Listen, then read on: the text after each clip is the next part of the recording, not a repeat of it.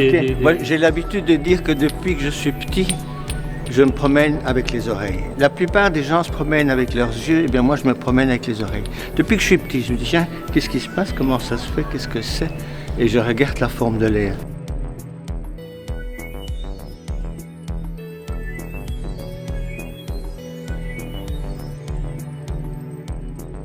Et les percussionnistes jouent normalement sur le papier.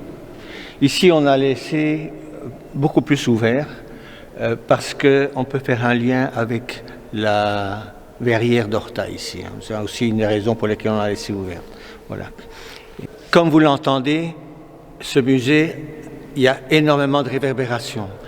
Si on va à l'intérieur de ce tipi, voilà, si on va à l'intérieur de ce tipi, on a cassé la réverbération et on a une écoute normale. Voilà. C'est aussi une des raisons pour lesquelles on a mis ça ici.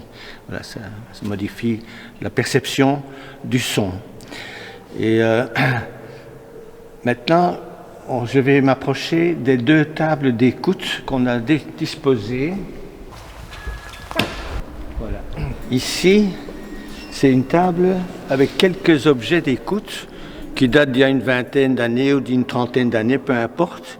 Et le but, c'est que les gens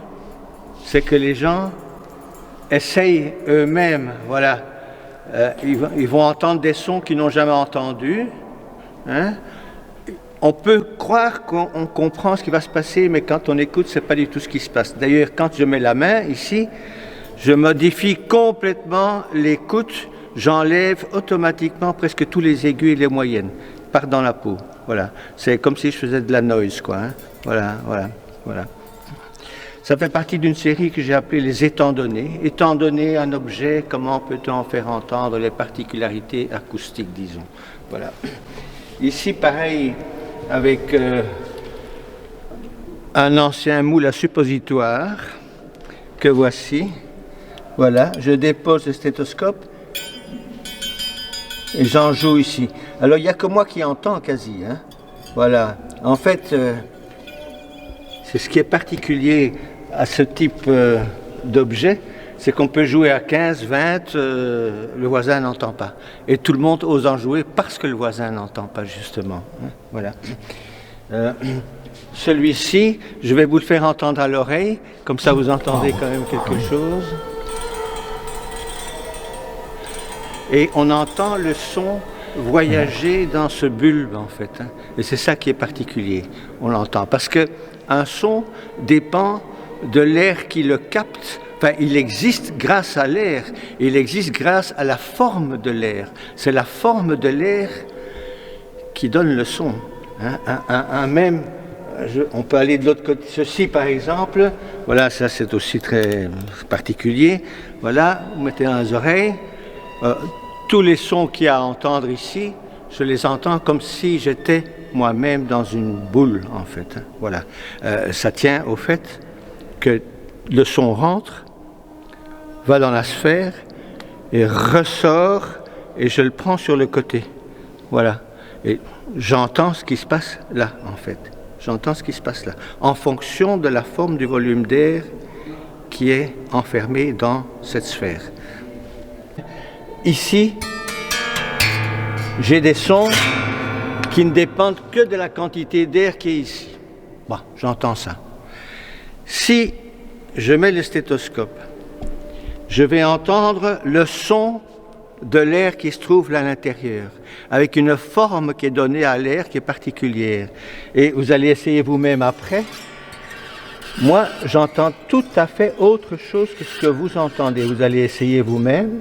Après, pour être convaincu, c'est comme si on entendait, vous allez le dire vous-même, comme si on entendait des sons électroniques. Il faut vraiment faire l'expérience pour savoir. Alors ici, vous êtes comme si vous étiez vous-même dans un clocher d'église. Quoi, en fait. Voilà. Et personne n'entend ce qui se passe sauf vous. Voilà. Alors ici, la vibration va à la fonte le transmet au verre, le verre le transmet à l'air. On n'entend rien ici parce que c'est dissous dans la masse d'air. Par contre, il communique cette vibration à l'air qui se trouve à l'intérieur du bulbe. Et bien sûr, le stéthoscope me l'amène aux oreilles dans un petit espace. Donc le son n'est pas dissous. Voilà, c'est ça. Ici, voilà, je vais le montrer comme ça. Ici dedans, c'est un ancien refroidisseur de chimiste. Il y a une petite bille dedans, je ne sais pas où elle est. Elle est là maintenant, je vais... Voilà. Il y a une petite bille qui va descendre dans la spirale. Voilà.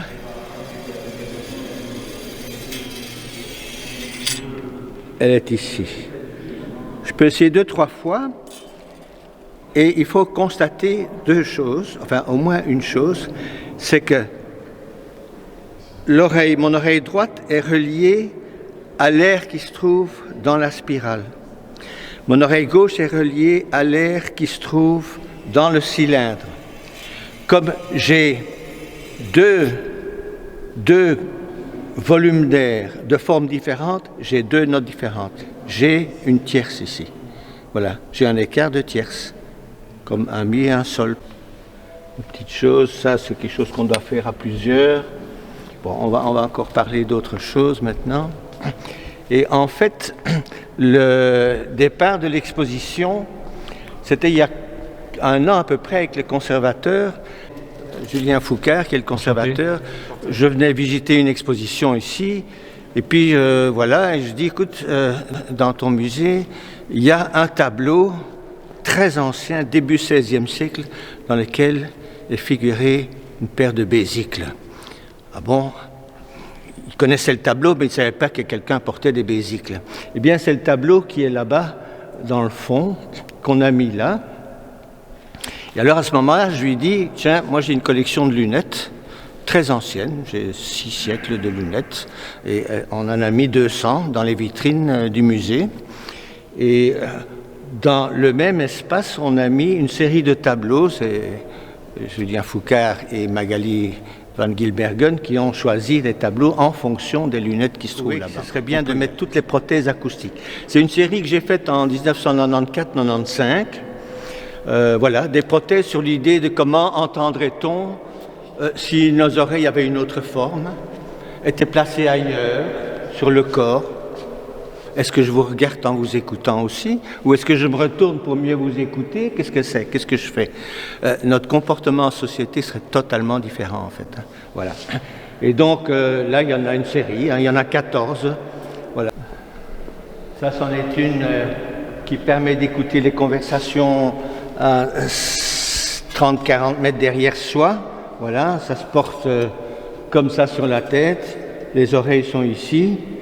On rattrape les sons qui renvoient à l'intérieur de l'oreille. Voilà. Alors celle-ci, c'est une prothèse séparatrice. Voilà. En fait, quand on se promène dans la nature, parfois on entend un animal au loin. Et on sait qu'il est à peu près par là. Mais si je l'ai à un moment donné sur une oreille gauche, par exemple, voilà, et puis je m'oriente, et je fais attention, je l'ai sur l'oreille droite. Et puis je fais comme ça, et puis à un moment donné, je vais l'avoir parfaitement, de manière égale sur les 2 oreilles. Et là, je sais qu'au degré près, il est devant moi. Ça, c'est le principal. Ça, c'est les variations du silence. 15 000 km à pied et à vélo en Europe, en 1990-91. À la recherche de qualités de silence différentes dans la nature. Mais donc ce sont des dessins comme des souvenirs, voilà, d'expérience. Alors qu'est-ce que c'est écouter le silence? Que vous avez fait vous-même? Oui, j'ai fait moi-même, oui, en 90-91. Et je ne savais pas très bien où j'allais. Hein.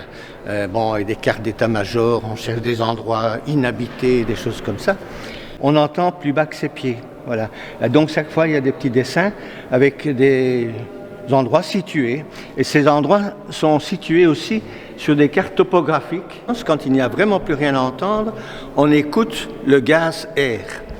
Alors le gaz air, c'est écouter la pression de l'air sur le tympan. L'air qui varie avec le degré d'humidité, la température, l'enveloppe qui contient cet air silence, et encore l'altitude. Ça, c'est important. Voilà. Donc, c'est ça ce qu'on écoute. Il n'y a plus rien d'autre à entendre.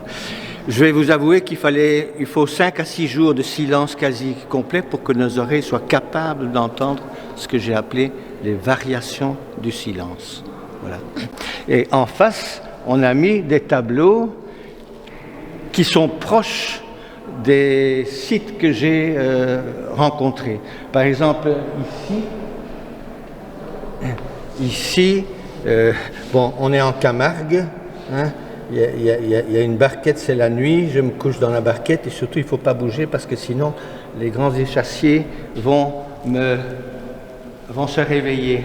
Bon, ça se passe ici en fait, hein, voilà, on est dans la Camargue, voilà, et là on a été chercher dans les collections ce qui pouvait peut-être convenir pour accompagner ces dessins et ce périple, on va dire. J'ai été rechercher une série d'instruments de musique qui sont restés en silence depuis 120, 200 ans, 250 ans. Voilà, ça c'en est un qui s'appelle un fiddlephone et qui était un instrument de remplacement du violon. Voilà. Une longue corde, il en fallait 2 ou 3 pour remplacer un violon. Alors, pareil pour ceci. Un double flageolet, 1820. Alors, 2 tessitures différentes. Voilà, pour simplifier, on peut dire c'est un soprane et un ténor, par exemple, pour que les gens comprennent. Mais c'était compliqué de jouer avec ça. Et 20 ans après, on a fait 2 flageolets différentes avec 2 tessitures bien distinctes. Voilà. Alors je les ai achetés chez des collectionneurs, chez des antiquaires particuliers, à Gand, à Londres et aussi en Corrèze. Et je les ai achetés pour qu'ils poursuivent leur silence, justement, puisque j'estime qu'ils jouent une pièce de silence qui dit quelque chose sur notre société. Ici, c'est une viola d'amore italienne de 1780, donc des fins 18e siècle. Et la particularité de cette viola d'amore, c'est qu'elle a des cordes sur lesquelles on joue, mais elle a aussi des cordes sympathiques. Si vous regardez bien, il y a des cordes métalliques en dessous qui résonnent quand les autres sont utilisées. Et bien sûr, cette viola d'amore, elle a le dessin d'un corps de femme, et donc on l'a mis en face d'un tableau, un nu vaguement voilé, de Édouard Agnieszens. Et en 1984, je crois, j'avais fait un couvercle de piano en verre. Voilà. Et avec la baguette magique, normalement, je peux faire sonner ce couvercle en verre. Et c'est ça qui est bien. Je trouvais que c'était bien d'avoir le lien entre cette toile vierge que le modèle regarde et quelqu'un qui écoute là où il n'y a rien à voir. Voilà, c'est ça l'idée en fait, de faire un lien entre ce tableau de la collection et cette pièce qui date déjà donc de 1984-85. Alors ici on a encore une autre pièce qui fait partie d'une série que j'ai appelée les étuis donnés. C'est une caisse de harpe qui appartenait à Susanna Mildonian, qui est une harpiste qui habitait longtemps en fin de vie à Tervuren, voilà, et ça a fait le tour du monde, hein, évidemment, bon, à une époque. Alors, c'est la caisse. Moi, je lui mets un stéthoscope relié à un fil de nylon. Oui, ça fonctionne. Voilà, donc c'est relié avec un fil, et ici, voilà, moi je joue, j'entends, si je tends plus ou moins, je joue comme si je jouais de la harpe. Il y en a un second ici,